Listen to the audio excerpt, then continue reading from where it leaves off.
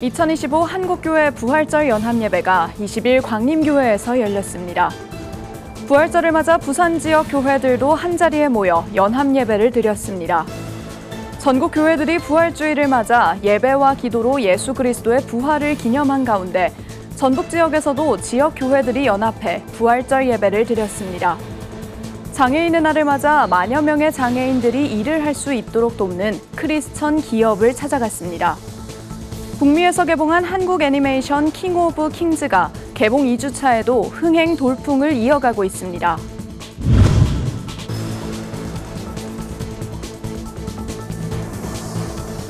시청자 여러분 안녕하십니까? 굿TV 뉴스입니다. 1885년 4월 5일 부활주일 아침, 헨리 아펜젤러와 호러스 언더우드가 한국 최초의 공식 선교사로 입국했습니다. 올해 한국교회의 부활절 연합예배는 이를 기념하는 예배로 드려졌는데요. 특히 이번 연합예배에서는 교회의 사회적 책임을 통감하는 목소리와 부활신앙을 되찾아 희망을 전하는 한국교회가 되자는 다짐이 터져나왔습니다. 장세인 기자가 보도합니다. 전국 교회들이 예수 그리스도의 부활을 축하하는 부활주일. 72개 교단과 전국 17개 광역시의 기독교연합회가 함께하는 2025 한국교회 부활절 연합예배도 20일 광림교회에서 열렸습니다. 이번 연합예배는 특별히 한국 기독교 선교 140주년을 맞이해 이를 기념하며 부활, 회복의 은혜, 새 역사 창조를 주제로 진행됐습니다. 기독교 선교 140주년을 맞이하여 한국교회는 다시금 부활신앙을 회복하고 교회의 연합과 민족의 회복, 더 나아가 새로운 역사 창조를 위해 나가는 시대적 사명을 감당하기를 소원합니다. 이날 강단에 오른 이들은 최근 한국에 불어닥친 분열과 갈등에 한국교회의 책임이 크다는 자성적 메시지를 일제히 전했습니다.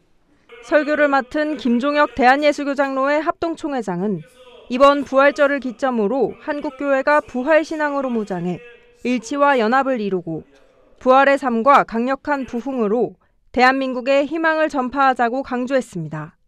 우리 시대가 어려우면 어려울수록 하나님께서 직접 일하시는 부흥이 필요한 것입니다.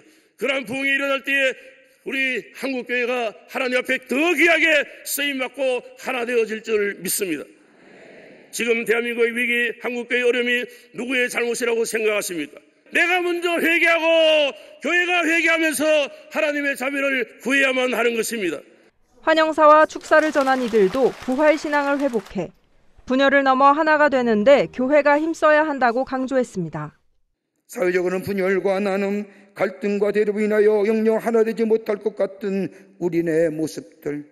정녕 이 땅의 백성을 하나로 모아줄 수 있는 것이 있다고 한다면 그리스도의 십자가의 사랑으로 인한 치유와 회복이요. 예수 그리스도의 부활로 인한 새로운 미래를 향한 소망일 겁니다. 저 깊은 어둠을 뚫고 찬란하게 밝아오는 부활의 새벽빛으로 우리 하나됨의 역사를 이루어 갑시다. 예배 참석자들은 부활절 선언문을 발표하고 이념과 젠더, 세대와 정치 갈등으로 신음하는 이 시대에 한국교회가 신앙의 본질에 충실하고 치유와 회복을 위해 바른 역사의식과 세계관을 제시하는 등 사회적 책임을 다할 것을 선언했습니다. 소외되고 상실한 이들을 위해 성경의 가르침을 따라 공적 책임을 다함으로 한국교회의 사회적 신뢰와 공공성 회복에 최선을 다한다. 우리는 다음 세대가 건강하게 자리 잡는 것이 한국교회의 버팀목이며 소망임을 명심하고 미래 세대에 기꺼이 자리를 내어주며 다가가 그들의 목소리에 귀 기울여 경청할 것을 약속한다. 이날 예배에는 국민의힘과 더불어민주당 소속 기독 정치인들이 참석해 축하를 전했으며 아펜젤러 선교사 5대 손인 매튜 셰필드 역시 감사 인사를 전했습니다. In order to honor their memory and to live like Jesus would, I hope that you all can find ways to continue to lead lives driven by service, where you lead with love and allow the Holy Spirit to steer your actions. 한편 이날 별도의 선교 140주년 부활절 예배 특별 담화문이 72개 교단장 이름으로 발표됐습니다. 한국교회와 사회에 드리는 말씀, 부활신앙으로 새롭게 태어나는 한국교회를 다짐합니다라는 제목의 이 담화문에는 한국교회의 참회의 목소리가 담겼습니다. 이들은 교회가 권력지향주의와 물질 만능주의의 세속적 가치관을 따르므로 교회의 예언자적 사명을 소홀히 하였음을 통렬히 반성하며 참회한다면서 극한 갈등과 분열을 조장하고 있는 망국적 편가르기를 종식시키고 국민 대통합을 이루기 위해 힘쓰겠다고 밝혔습니다. 구티비 뉴스 장세인입니다. 예수님의 부활을 기념하는 부활절을 맞아 전국 각지에서도 많은 예배들이 드려졌는데요. 부산의 교회들도 함께 모여 연합 예배를 드리며 부활의 기쁨을 나눴습니다. 은혜로웠던 예배의 현장을 부울경본부 신승준 기자가 취재했습니다. 2025년 부산 부활절 연합예배 개회를 시작합니다. 부산을 대표하는 4개의 교계 연합단체 대표들이 함께 2025년 부산 부활절 연합예배의 개회를 선포했습니다. 부산 외국어대학교에서 십자가 부활 능력일세라는 주제로 열린 연합예배는 부산 지역 약 5천여 명의 성도들이 모여 부활의 기쁨을 함께 나눴습니다. 어웨이크닝 미니스트리와 팀루거십 재채은, 김준현 테너 등 부산의 많은 크리스천 아티스트들도 다채로운 무대를 장식했습니다. 또 연합예배의 의미를 살려 포도원교회, 수영로교회 등 부산의 많은 교회들이 연합찬양대를 꾸려 함께 찬양했습니다.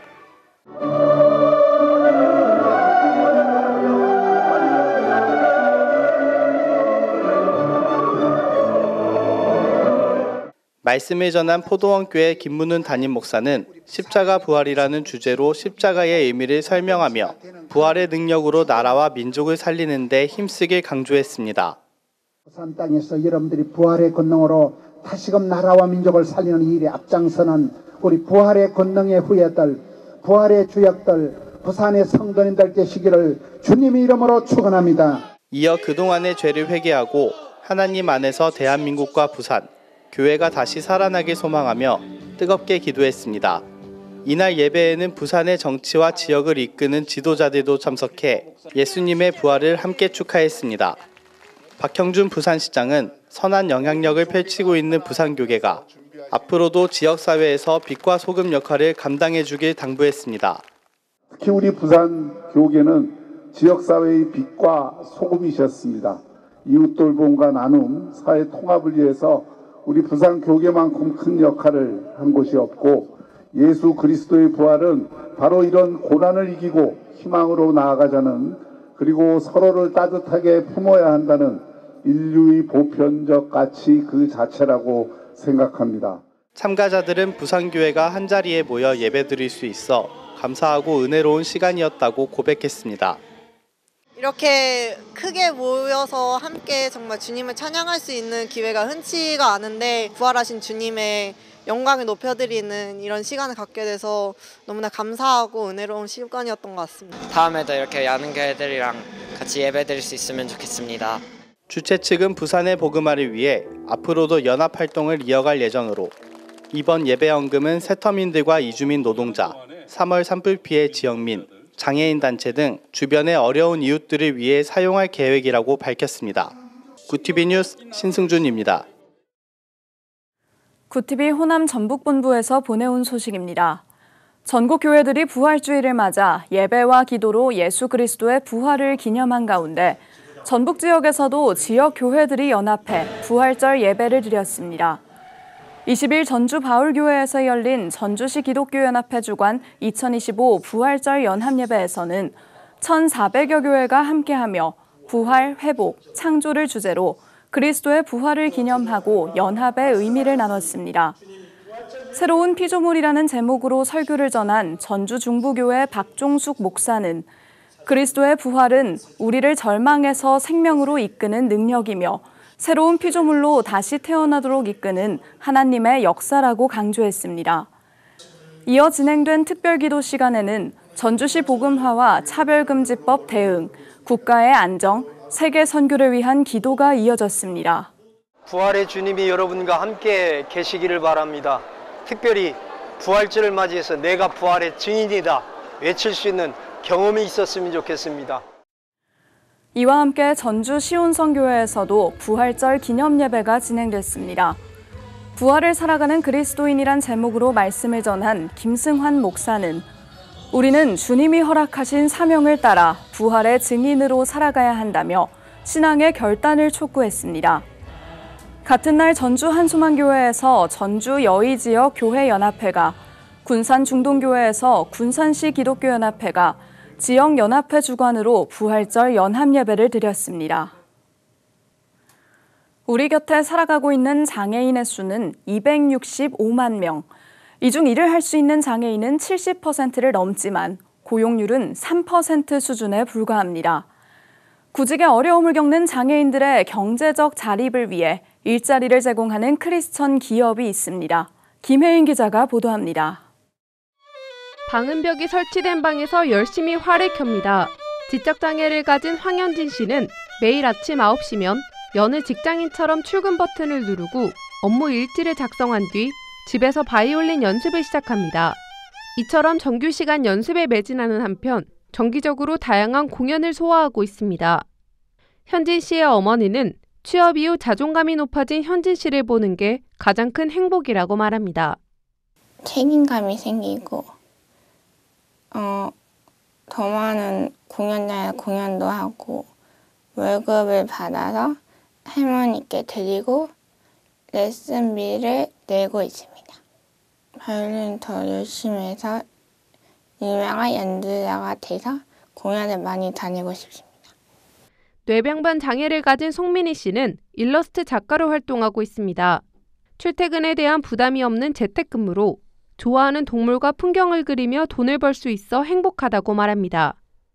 제가 그린 그림이 제품으로 만들어지고 그것을 사람들이 구매를 해주시는 것이 가장 신기한 점이고요. 저 어릴 때부터 제 머릿속에 있는 세상을 그림으로 표현하는 것을 좋아했는데 그 그림들이 세상 밖으로 나와서 많은 사람들과 소통하고 있는 것 같아서 매우 기뻐요. 두 예술인 모두 장애인 재택근무 솔루션 업체 V드림을 통해 일을 시작했습니다. V드림은 장애인들에게 장애 유형과 업무 적합성을 고려해 직무를 매칭시켜주며 재택근무 시스템 플립을 통해 근로지원 서비스를 제공합니다. 지인과 가족이 사고로 장애를 갖게 된 과정을 지켜본 V드림 김민지 대표는 일할 의지가 있는 사람에게 기회를 줘야 한다는 생각으로 2018년 창업했습니다. 저희가 중증 장애인들을 거의 누적으로 10,000명 정도를 취업을 시켰고요. 거의 한 3,000명 이상이 지금 매일 일을 하고 있습니다. 그래서 그분들은 시스템과 환경만 갖춰주면 충분히 재택에서도 업무 생산성 높은 일들을 할 수 있었으니까 그래서 그 부분에 집중했고 생산 인구로 저희가 전환시키는데 저희가 집중해서 성공을 하였습니다. 상시 근로자 100인 이상 사업장은 관련법에 따라 장애인을 일정 비율 이상 의무적으로 고용해야 하는데 80%에 가까운 기업들은 이를 지키지 못하고 있습니다. 부담금 절감을 고민하던 회사 입장에서는 장애인들의 근무 환경, 복지, 커뮤니케이션 방식까지 V드림에서 관리해주니 만족도가 높습니다. 저희 업체의 경영적인 측면에서 보면 30%에 가까운 장애인 고용 부담금 절감을 이룰 수 있다는 그러한 장점과 최근 업계에서 화두가 되고 있는 ESG 평가 항목 중 하나인 취약계층 고용에 활용이 가능하다는 점, 그리고 더 나아가서 저희 회사의 대내외적 이미지 개선에도 큰 도움이 될 수 있다는 것이 장점인 것 같습니다. V드림은 장애인이 함께 성장할 수 있는 일자리를 만들도록 노력한 결과 74만 건 이상의 장애 관련 데이터를 기반으로 장애인들이 할 수 있는 직무를 400여 가지로 늘렸습니다. 정말 일자리 사각지대에 놓여 있었던 중증 장애인들을 위해서 이 재택근무 시스템을 만들었고, 근데 이 부분들을 통해서 기업들의 만족도가 높아지고 인식이 달라지니까 기업들이 장애인들을 다른 형태로도 채용을 하기 시작을 했어요. 그래서 이때까지는 특수학교에서도 뭐 바리스타나 아니면 뭐 환경, 미화, 청소 이런 곳에만 이제 장애인들이 배치가 됐었는데 다른 생산 인구로 전환을 하기 시작했고 부담금이 필요 없는 100인 이하의 기업들에서도 장애인들을 채용을 하기 시작을 했어요. 처음으로 나에게 꼭 맞는 일을 찾은 것 같다는 근로자들. V드림은 장애인도 일반인들과 똑같이 일할 수 있는 사회를 꿈꾸며 더 다양한 서비스를 준비해가고 있습니다. 구티비 뉴스 김혜인입니다. 북미에서 개봉한 한국 애니메이션 킹 오브 킹즈가 개봉 2주차에도 흥행 돌풍을 이어가고 있습니다. 현지 시간 19일 미국의 영화 흥행 집계 사이트 박스오피스 모조에 따르면 킹 오브 킹즈는 개봉 둘째 주 금요일인 전날 북미 3,500여 개 영화관에서 티켓 매출 662만 8천 달러, 하나로 약 94억 원을 추가하며 박스오피스 3위에 올랐습니다. 개봉 이후 8일간 북미 지역 수입은 3,469만 4천 달러로 한화 약 494억 원을 기록했고 영국과 호주 등 북미 외 지역까지 합하면 총 3,500만 8천 달러로 500억 원의 수익을 올렸습니다. 이 영화는 성경 소재 애니메이션 역사상 북미 최대 개봉관을 차지했습니다. This is what my father wants. I'll accept it, and so should you. You see, a true king serves his subjects. 킹 오브 킹즈는 영화 시각 특수효과 분야에서 유명한 한국의 모펙 스튜디오 장성호 대표가 연출하고 공동 제작한 작품으로 예수의 탄생부터 부활까지의 여정을 그렸습니다.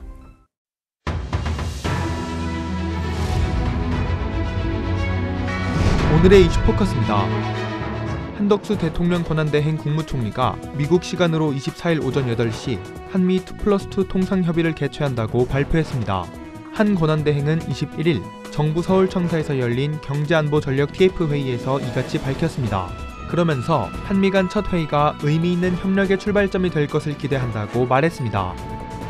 서울중앙지법 형사합의 25부가 21일 윤석열 전 대통령의 내란 우두머리 혐의 사건 두 번째 공판을 진행했습니다. 윤 전 대통령 측은 증인으로 출석한 조성현 육군 수도방위사령부 제1경비단장을 상대로 국회에서 의원을 끌어내리는 게 가능해 보이느냐며 증언의 신빙성을 파고들었습니다. 이에 조 단장은 불가능한 지시를 왜 내리느냐며 상관으로부터 그런 지시를 받은 게 맞다고 반박했습니다.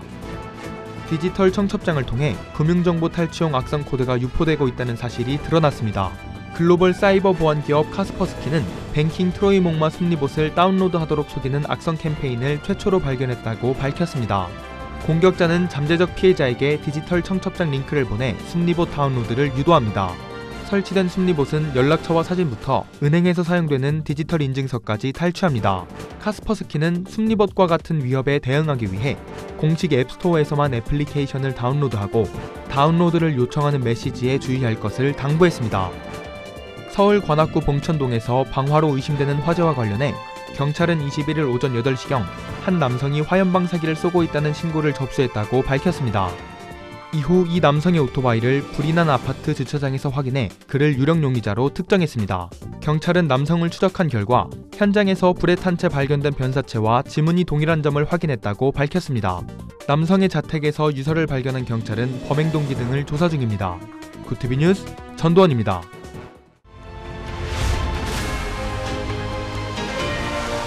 구티비 월드와이드입니다.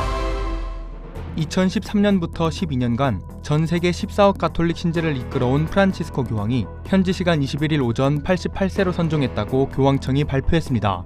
교황청 국무처장인 케빈 페렐 추기경은 프란치스코 교황이 오늘 아침 7시 35분에 아버지의 집으로 돌아가셨다고 발표했습니다. 페렐 추기경은 그는 삶의 전체를 주님과 교회를 섬기는 데 헌신했다고 덧붙였습니다. 미국이 중국 해운사와 중국산 선박 운영 해운사 등의 입항 수수료를 부과하자 중국 업계의 반발이 이어지고 있습니다. 20일 중국 선박공업행업협회는 극도로 분개하며 단호히 반대한다며 미국은 중국 선박산업에 부당한 압박을 가하고 있다는 성명을 발표했습니다. 중국 물류구매연합회도 성명을 통해 세계 해운시장 질서를 어지럽히는 미국의 행위를 규탄한다고 전했습니다. 반면 국내 조선업계는 미국의 이번 조치를 세계 선박 발주 시장에서 도약할 기회로 평가하고 있습니다. 그동안 낮은 가격을 앞세워 글로벌 시장을 장악한 중국 조선소 대신 기술력을 갖춘 한국 조선소로 발주가 몰릴 가능성이 커졌기 때문이란 분석입니다. 러시아가 일방적으로 선언한 30시간 부활절 휴전이 현지 시간 21일 자정 종료됐습니다. 이런 가운데 양측은 서로 휴전을 준수하지 않았다며 상대 측을 비난했습니다. 러시아 국방부는 우크라이나군이 러시아 진지와 접경 지역을 1,000번 넘게 공격했다고 주장했습니다. 반면 우크라이나 측은 20일 오전부터 러시아의 폭격이 오히려 늘어났다며 러시아의 휴전 약속 위반이 3,000회에 육박했다고 집계했습니다. 볼로디미르 젤렌스키 우크라이나 대통령은 SNS를 통해 이는 러시아가 군을 통제하지 못하거나 종전 의지 없이 그저 선전에만 관심이 있다는 뜻이라고 비판했습니다. 이시바 시게루 일본 총리가 21일 태평양 전쟁 A급 전범이 합사된 도쿄 야스쿠니 신사에 공물을 복납했습니다. 교도통신에 따르면 이시바 총리는 이날 시작된 춘계 예대제를 맞아 마사사키라고 불리는 공물을 복납했습니다. 이시바는 작년 추계 예대제 때도 참배 없이 공물을 복납했고 이번에도 참배는 하지 않을 것으로 알려졌습니다. 이에 교도통신은 한국과 중국의 반발을 고려한 것으로 보인다고 해설했습니다. 일본 현직 총리가 야스쿠니 신사를 참배한 것은 2013년 아베 신조 당시 총리가 마지막이었습니다. 베이징에서 세계 최초로 인간형 로봇 하프마라톤 대회가 열렸습니다. 19일 오전 열린 이 대회에는 사람처럼 걷는 20대의 로봇이 조종수 기술자와 함께 21km의 하프마라톤 코스에 도전했습니다. 중국 신화통신은 이번 대회는 로봇이 인간과 같은 조건에서 마라톤에 참여한 세계 첫 공식 경기라고 전했습니다. 중국 차이나데일리에 따르면 중국은 올해 전 세계 인간형 로봇 생산량의 절반 이상을 차지할 전망입니다. 구티비 뉴스 전두원입니다.